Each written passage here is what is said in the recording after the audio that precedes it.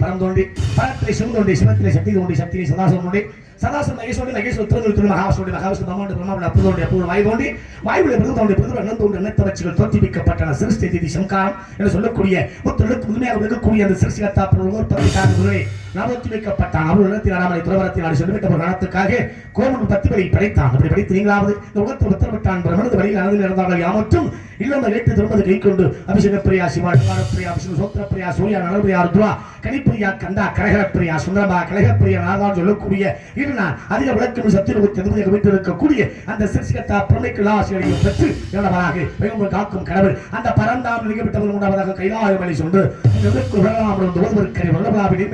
ஜோதி நம்பள தடுவான் மனசு நம்முடைய வாழ்த்து வழங்குள்ள அப்பேற்பட்ட அந்த கைலாசநாதனையும் அந்த பிரசன்னால் நிகழ்விட்ட ஒரு எளிமலை சாரல் ஒருவாய் அருவாய் உள்ளதாய் இடதாய் மறுவாய் மிளராய் மணியாய் ஒளியாய் கருவாய் உருவாய் கதியாய் விதியாய் குருவாய் வருவாய் அருள்வாய் முருகா என்கின்ற வெளிமலை செல்வங்களால் கூட ஒரு நாளைக்கு கொடுத்து தையூர் கழகத்தை செய்ய ஒரு வேலை அந்த கிழவருக்கு சிறசாகப்பட்டதோ 1000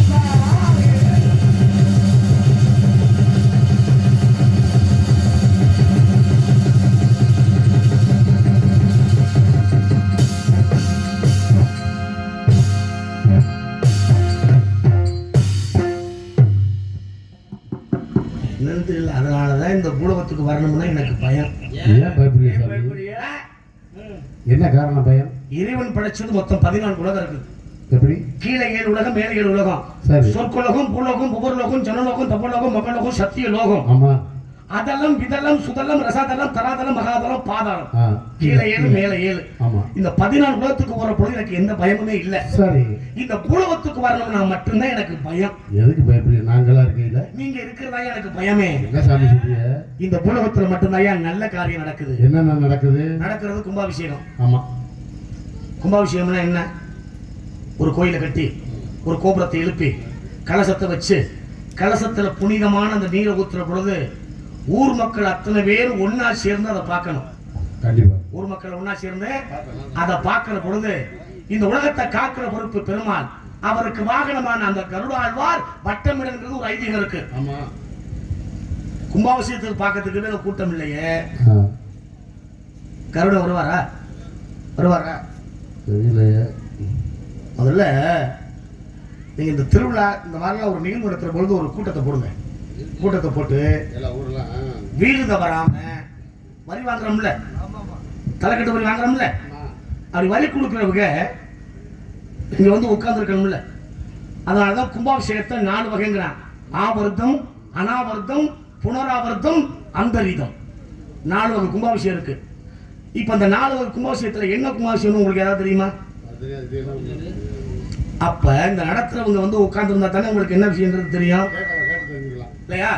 ஆமா பாருங்க. அதனால ஏன் பயம்? இந்த பூலகத்துல மட்டும்தான் நல்ல விஷயம் நடக்குது. என்னன்னா மாமியாவுக்கு எப்படி சோத்துல விஷம் வைக்கலாம்,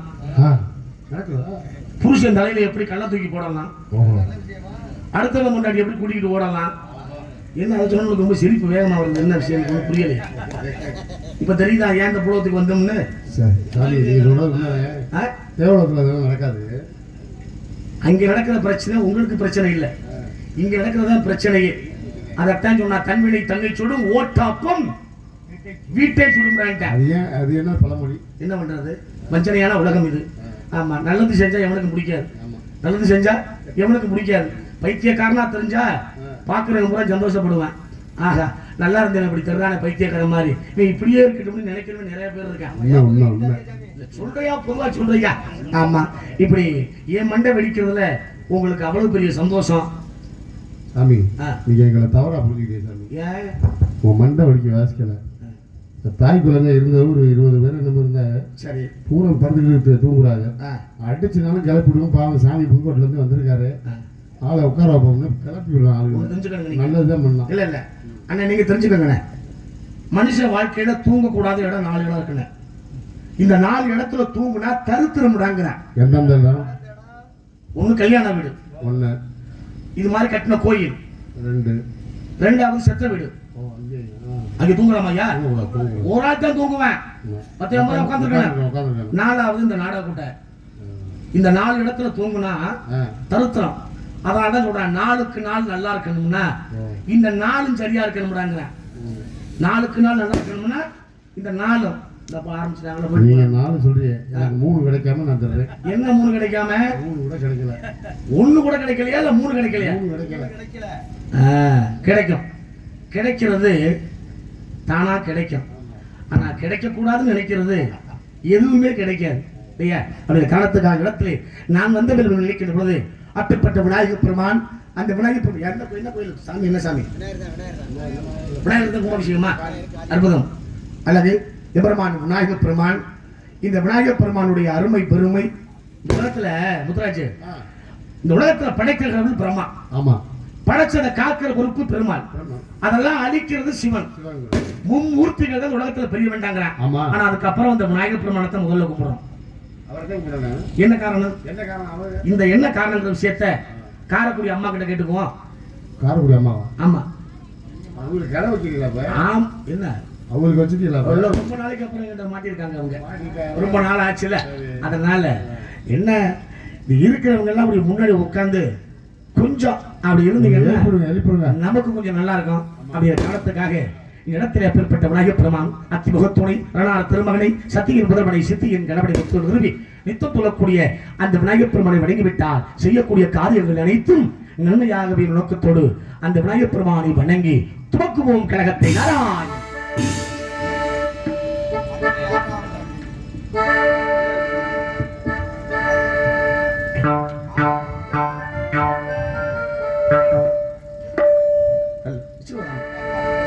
கொஞ்சம் என்ன மட்டும்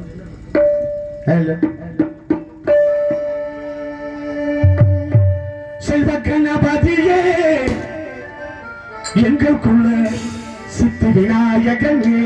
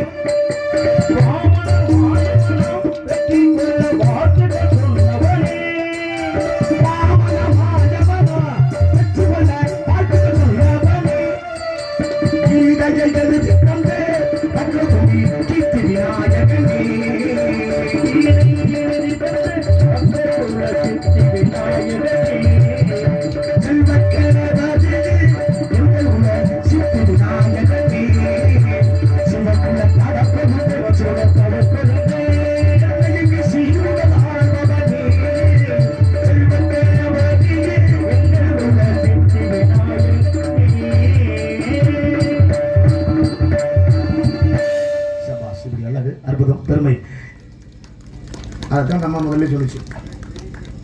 இந்த கை தட்டணும்னா தட்டிடணும். மனசு இருக்கு. அந்த அம்மா சொன்னது ஒரு புதுவிதமானது. இப்ப நான் சொல்றேன் பாருங்க, புதுவிதமானது.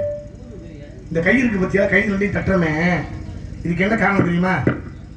உட்கார்ந்து இருக்க நீங்க மட்டும்தான் விநாயகரை இப்படி கும்பிடுவீங்க, சரியா? யாரும் தவறு நினைச்சக்கூடாது.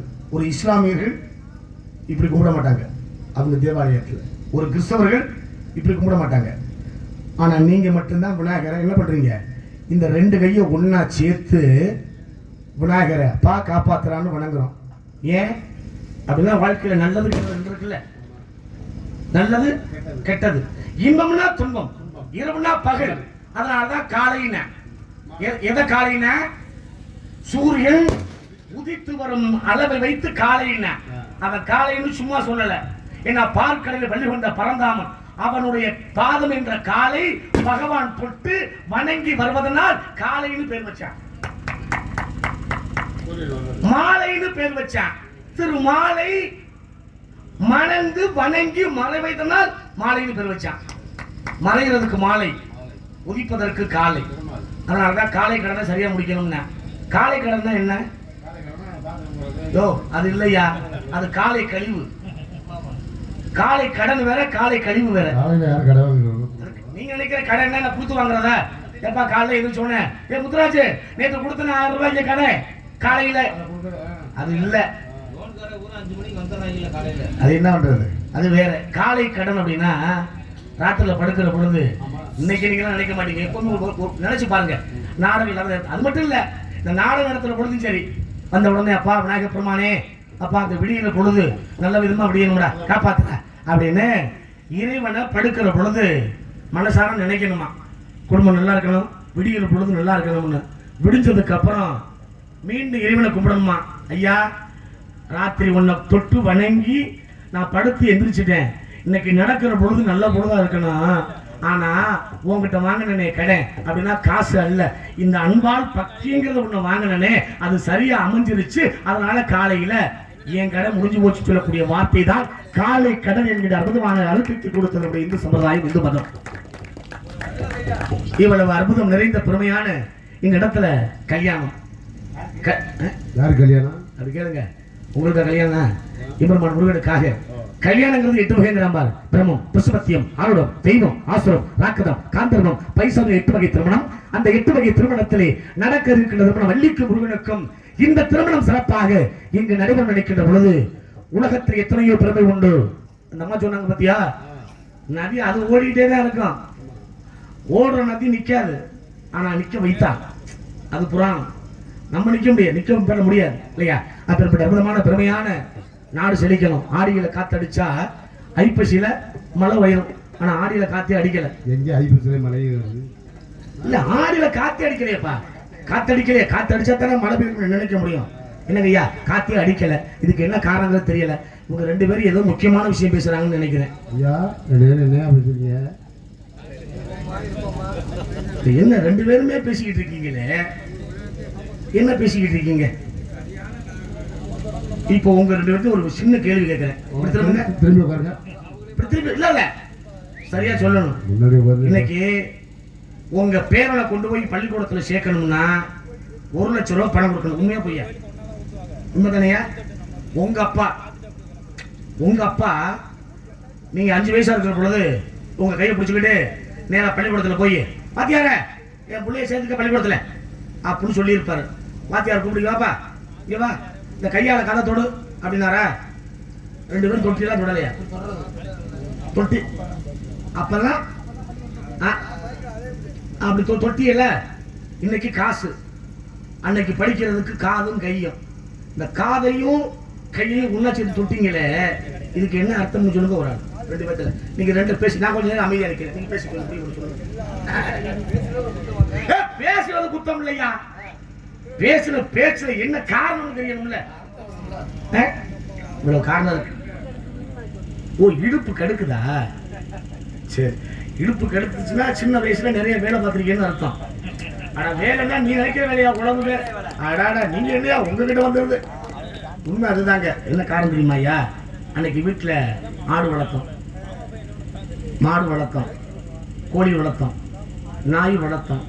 இந்த ஆடு ஏன் வளர்த்தோம் தெரியுமா? ஆட்டை வெட்டி திங்கிறதுக்கு இல்லையா, ஆட்டை கொண்டு விற்கிறது இல்லை.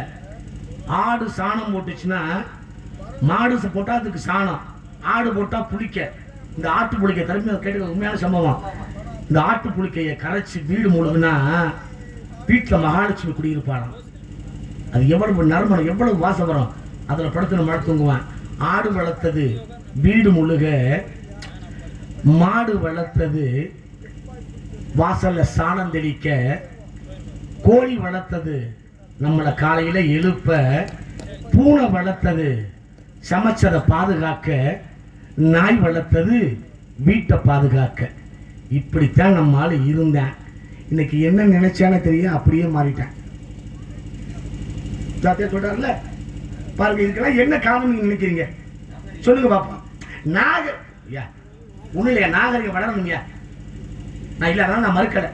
நாகரிகம் ஒண்ணு வேண்டாங்க. இப்போ உங்களுக்கு ஒரு சொல்ல கேட்டுக்கங்க. உங்களுக்கு ஒரு பொங்கலை பிள்ளை பிறந்துருச்சு. பொங்கலை பிள்ளை பிறந்துச்சுன்னா ஒரு 5 வயசு வரைக்கும் அந்த பொங்கலை பிள்ளைய உங்க மகளை நீங்க நிர்வாணமா பார்க்கலாம், கொஞ்சலாம், முகரலாம், தொட்டு குளிப்பாட்டலாம். ஒரு 5 வயசு வரைக்கும். ஒரு 10 வயசு வரைக்கும் அம்மா தொட்டு குளிப்பாட்டி விடுவா. அந்த பொண்ணு பருவம் அடைஞ்சிச்சுன்னா நீ பார்க்க முடியுமா? உன் பிள்ளைய பார்க்க முடியுமா? ஏன்? பிள்ளைய பத்தது நீங்க தானே, ஏன் பார்க்க முடியாது? அதுதான் நாகரிகம். நாகரிகம் எதுவும் இல்ல. அப்படி வளர்ந்த அந்த பொம்பளை பிள்ளைய எங்கேயோ பார்த்து கட்டி கொடுத்து, அவன் ஒரே ஒரு முடிச்ச அந்த புள்ள கழுத்துல போட்டு அவளை மனைவியாக்கி, அந்த முதலிரவுங்கிற ராத்திரியில கட்டின புருஷன் பொண்டாட்டிக்கிட்ட சொன்னான் பாரு, அம்மா நம்ம வாழ்க்கையை ஆரம்பிக்க நீ கொண்டு வந்தது கையில ஒரு செம்பு பால். ஏன் இந்த பால் தெரியுமா? இந்த நாகரிகத்துக்காக சொல்றேன். இன்னைக்கு அந்த சம்பவம் நடக்குது, மாறல. பாலை கொண்டு வந்து கொடுத்தா, புதுசா கல்யாணம் ஆன பொண்டாட்டி புருஷன் வாங்கி கொஞ்சத்தை குடிச்சிட்டு பொண்டாட்டிகிட்ட கொடுத்தான் குடின்னு. குடிச்சதுக்கு அப்புறம் ஒரு கதை சொன்னேன். நீ கொண்டு வந்திய இந்த பால், இந்த பாலுக்கும் நம்ம ஆரம்பிக்க போற இந்த வாழ்க்கைக்கும் மிகப்பெரிய ஒரு தொடர்பு இருக்குதுன்னு என்னன்னு பணிவோட கேட்டா பொண்ணு. அதுக்கு சொன்ன, நீ கொண்டு வந்த பாலுக்குள்ள மறைபொருளான 5 இருக்கு. கொண்டு வந்த பாலுங்கிறது ஒரு 1, அதை காய வச்சு உர ஊத்துனா தயிருங்கிறது ஒரு 2, அதை கடைஞ்சா மோருங்கிறது 1, 3, வெண்ணெய் நெய் 5 இருக்கு. இந்த வாழ்க்கையை ஆரம்பிக்க போற பொண்டாட்டிங்கிற 1, நீ புருஷங்கிற 1, நான் 2. நம்மளை பெற்று இந்த உலகத்துக்கு கொடுத்தாங்களே அப்பா அம்மா 2, 4. இந்த குடும்பத்துக்காக ஒரு வாரிசை பெற்று தரக்கூடிய குழந்தைங்கிற 1, 5. அதனாலதான் நீ கொண்டு வந்த பாலுக்கும் நம் வாழ்க்கைக்கு மிகப்பெரிய ஒரு தொடர்புக்கு சொல்லணும். தமிழன் நம்ம சொன்ன இப்படி இருந்த வாழ்க்கை. நாகரிகம் எப்படி போச்சு? எப்படி போச்சு நாகரிகம்? அப்படியெல்லாம் போகல. அந்த நாகரிகத்தை நம்ம தான் பயன்படுத்திக்கணும். அப்படின்னு அழகான அற்புதமான பெருமையான காரணம் இருந்தாலும் கூட இப்படி அழகான விதமான பெருமையான இந்த குறிஞ்சிடத்தை வைத்து பார்க்கின்ற பொழுது, இந்நிலத்தில் இந்த கல்யாணம் சிறப்பாக நடைபெறும் நினைக்கின்ற பொழுது, இன்னைக்கு கும்பாபிஷேகம். விநாயகர் வேண்டுகோள். மகாபாரதத்தை எழுதுவதற்காக வியாசர் சொல்ல எழுதியது விநாயகப் பெருமானாகிய நீ. எழுதுகோள் உடைந்தது. தடையில்லாமல் தன் தந்தத்தை ஒழித்து மகாபாரதத்தை எழுதி இந்த பூவுலகிற்கு கொடுத்த விநாயகப் பெருமானே, இன்னைக்கு நடக்கிற கும்பாபிஷேகம் நாளைக்கு பிடிக்கிற மழை 2 நாளைக்கு விடாம பெய்யணும். நாடு செழிக்கணும், நல்ல மழை பெய்யணும். இதுவே என்னுடைய வேண்டுகோள். இந்த கும்பாபிஷேகம் மிகப்பெரிய விதமான ஒரு சிறப்பு அதில் காலத்துக்காக அப்பேற்பட்ட அற்புதமான அந்த காவேரி வற்றாத நதியாக வடவர வேண்டும் நினைக்கின்ற பொழுது, அந்த காவிரியை நாம் இங்கு ஒன்று நினைக்கின்ற பொழுது